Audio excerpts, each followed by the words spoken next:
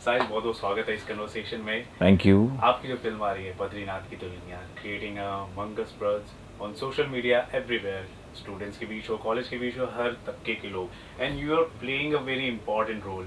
बद्री का साथ दे रहे हैं आप। बद्री का साथ दे रहे हैं। तो अपने रोल के बारे में सबसे पहले हमें बताएं। इतना भी इम्पोर्टेंट नहीं है।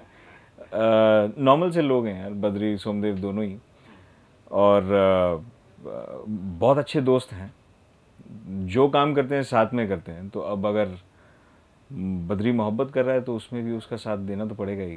तो झांसी के हैं दोनों, बहुत सिंपल लोग हैं। सोमदेव एक वेबसाइट चलाता है, वो कौन सी वेबसाइट है वो आपको पता लग ही जाएगा फिल्म देखने के बाद। ये मैं और लोगों के इंटरव्यूज़ देख के सीखा हूँ ये बात बोलनी कि आप फिल्म देख के जान जाएंगे। तो सोमदेव एक वेबसाइट चलाता है। सोमदेव के पास एक आईपैड भी है, जैसा आपने ट्रेलर में देखा। और सोमदेव बड़ा स्वाभिमानी किस्म का इंसान है कि मैं अपना काम करूँगा, मैं एंटरप्रेन्योर बनूँगा। तो वो उस वेबसाइट को बहुत सीरियसली लेता है, वो अपने काम को बहुत सीरियसली लेता है। और वो बद्री को बहुत सीरियसली लेता है। क्योंकि बद्री और सोमदेव दोनों बचपन में साथ में पले बड़े हैं। दोनों के नाम लगभग एक जैसे हैं। बद्रीनाथ जो है वो भगवान विष्णु का नाम है और सोमदेव भगवान शिव का नाम है। तो भगवान विष्णु और भगवान शिव क्या करते हैं ये तो सब लोग जानते हैं। विष्णु और महेश पूरी दुनिया चलाते हैं और बद्री और सोमदेव अपनी छोटी सी एक दुनिया चला रहे हैं। वो बचपन से झांसी में रहते आए, कुएं के मेंढक हैं दोनों। झांसी ने जो सिखाया सीख लिया, घर वालों ने जो बताया वो समझ लिया। और बद्री के पास एक मोटरसाइकिल है जो वो चलाता है, वो उसका वाहन है। सोमदेव पीछे बैठते हैं। और ट्रेलर में आपने सुना होगा कि बद्री साहूकारी का काम देखता है, इसीलिए वो सिंपल इंटरेस्ट का फॉर्मूला सीख के आता है वैदेही को बताने के लिए। तो साहूकारी के काम में भी सोमदेव जो है थोड़ा बहुत हाथ बटा देता है। झांसी में साहूकारी जो है थोड़ी फोर्सफुली की जाती है। क्रिकेट का भी कुछ गहरा नाता, क्रिकेट का बहुत गहरा नाता है। हालांकि फिल्म में ऐसा कुछ क्रिकेट को लेकर नहीं है, लेकिन बद्री सोमदेव दोनों क्रिकेट के बहुत बड़े फ़ैन हैं। बद्रीनाथ बंसल विराट कोहली के बहुत बड़े फ़ैन हैं। तो उन्होंने अपने बाल जो हैं बिल्कुल विराट कोहली जैसे रखे हुए हैं। फिल्म में भी पूरी फिल्म में आपको बद्रीनाथ बंसल के बाल जो हैं विराट कोहली जैसे नज़र आएंगे। और आपने उनकी इंस्टाग्राम पोस्ट देखी होगी कि उन्होंने विराट कोहली के साथ ही बाल कटाए हैं। हाँ, उन्हीं के साथ बैठ के उन्हीं की गाइडेंस में बाल काटे हैं उन्होंने। मुझे ये सौभाग्य प्राप्त नहीं हुआ कि मैं महेंद्र सिंह धोनी के साथ बैठ के बाल कटवा सकूँ। मगर मेरे बाल जो हैं ये आप देख सकते हैं, ये महेंद्र सिंह धोनी से इंस्पायर्ड हैं। तो it's a Virat Kohli and Mahendra Singh Dhoni, Vishnu और शिव की जोड़ी। तो दोस्ती इनकी बहुत गहरी है।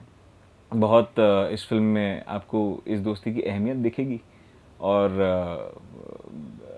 आज के टाइम में जो हम समझते हैं दोस्ती है, वो असल में दोस्ती है नहीं।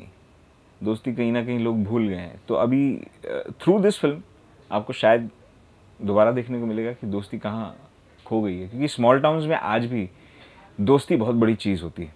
एक सच्चा दोस्त मिलना बहुत मुश्किल होता है। और दोस्ती बहुत बड़ी चीज़ है इसलिए कि दोस्त अपने यारों के लिए क्या कुछ नहीं कर जाते। सोमदेव पूरी पिक्चर में वही कर रहा है। बद्री के चेहरे पर स्माइल देखने के लिए सोमदेव कुछ भी कर सकता है। रियलिटी की अगर बात की जाए तो रियल में आप वरुण के कितने अच्छे दोस्त बन चुके हैं? काफ़ी अच्छे दोस्त बन चुके हैं। वरुण जाहिर सी बात है मुझसे ज़्यादा बिजी रहता है, उसके पास ज़्यादा फिल्में हैं, ज़्यादा काम है। बट जब भी हम मिलते हैं वो बहुत दिल से मिलता है। अभी परसों की बात है, हम लोग दिल्ली में मिले। मैंने वरुण को मैसेज किया तो उसका रिप्लाई नहीं आया था, थोड़ा बिजी था। लेकिन जैसे ही उसने मैसेज पढ़ा उसने बोला कि मैं यहाँ हूँ, तुम आ जाओ, मुझे मिलना है तुमसे। तो मैं गया। मुझे नहीं पता था वहाँ पे क्या हो रहा है। मैं वहाँ पहुँचा तो वहाँ पे 20,000 लोग थे और मैं 20,000 लोगों में कहीं खो गया। और बड़ी मुश्किल से मुझे वरुण और उन लोगों की टीम ने ढूंढ के निकाला कि मैं दाढ़ी बढ़ा करके दिल्ली जाता हूँ ताकि कोई पहचाने ना, मैं मेट्रो में घूम सकूँ।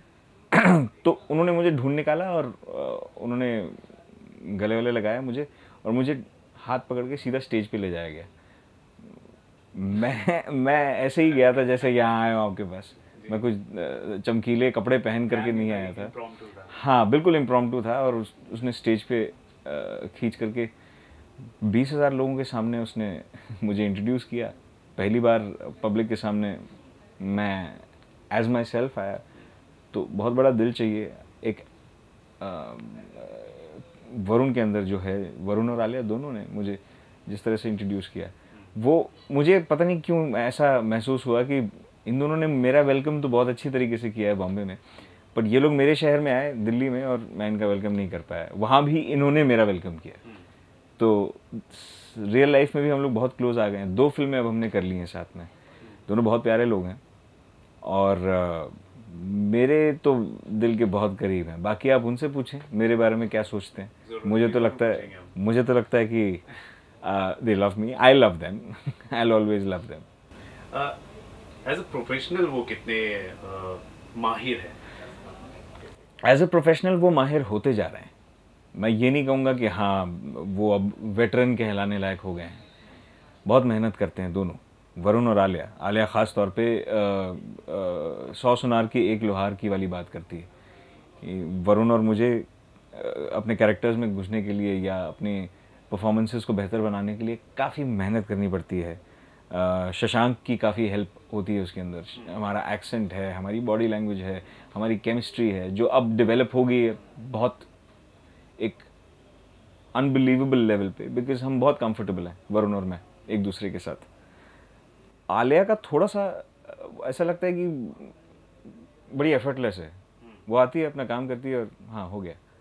हमें लगता है ये 1 टेक 2 टेक की बात है। हाँ, हालांकि हमारे लिए भी 1-2 टेक की ही बात है, बट उसके पीछे कितनी तैयारी है वो, या तो मेरी तैयारी आलिया के साथ इतनी ज़्यादा नहीं है शायद, इसलिए मुझे नहीं पता। लेकिन आलिया कब कहाँ मेहनत करती है पता ही नहीं चलता। और उसका जब टेक होता है तो शशांक के चेहरे पे अपने आप वो खुशी आ जाती है और बोलता है कि क्या एक्टर है यार, क्या एक्टर है। जीन्स में उनकी अब पता नहीं जीन्स में है या नहीं है, but Alia is a fabulous actor and Varun is a fabulous task master for himself. वो खुद से जितनी मेहनत करवाता है ऐसा लगता है वो खुद एक बैंत का डंडा लेकर के खड़ा हुआ है अपने ऊपर, और जब वो थोड़ा सा लेजी होने लगता है वो एक बैंत लगाता है अपने आप को। एंड वो एक जो घोड़ा जिस तरीके से रेस में अपनी स्पीड बढ़ा लेता है ना, वरुण उस घोड़े की तरह है। उस लड़के में इतनी एनर्जी है, वो थका देता है लेकिन वो तब तक थमता नहीं जब तक उसको नहीं लगता कि हाँ टेक अच्छा हुआ है। तो बहुत टफ है यार। मुझे तो जितने लोगों ने हमटी मिलने से पहले बताया था कि स्टार किड ऐसे होते हैं, स्टार किड वैसे होते हैं, मेरा तो सारा भ्रम टूट गया। मेरे को ये दोनों स्टार किड लगते ही नहीं है।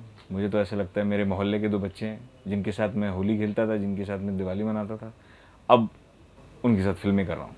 आपने आलिया के बारे में बताया, एक और चीज़ बताई आपने। ये मैं you say Alia Bhatt baby Naseeruddin Shah, why do you से?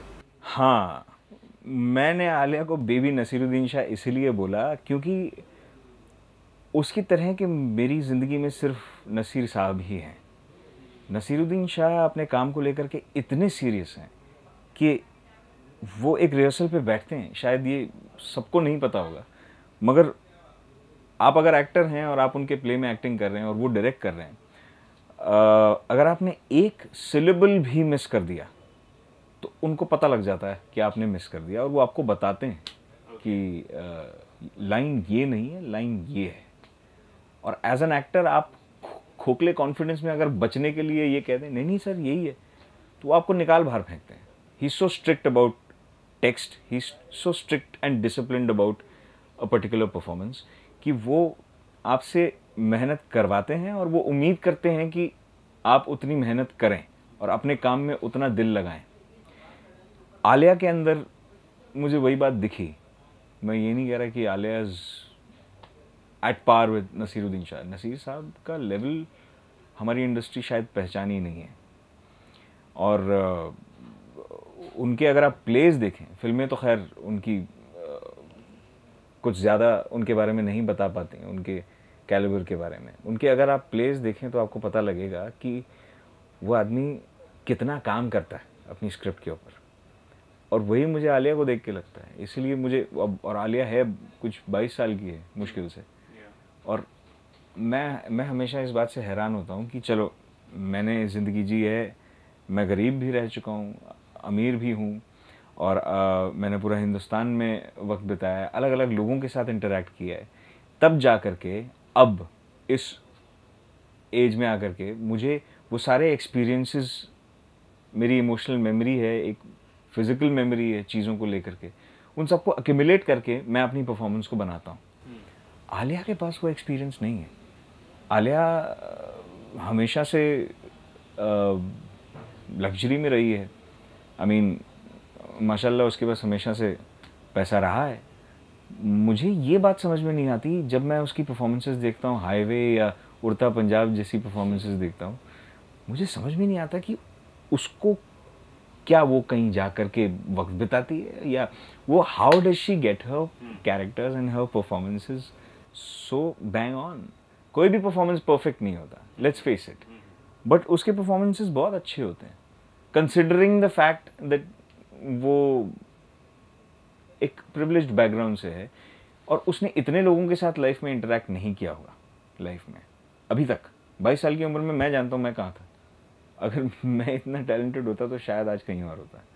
इसीलिए I kind of called her baby Nasiruddin Shah in one of the interviews that I gave, and I believe it. She is baby Nasiruddin Shah.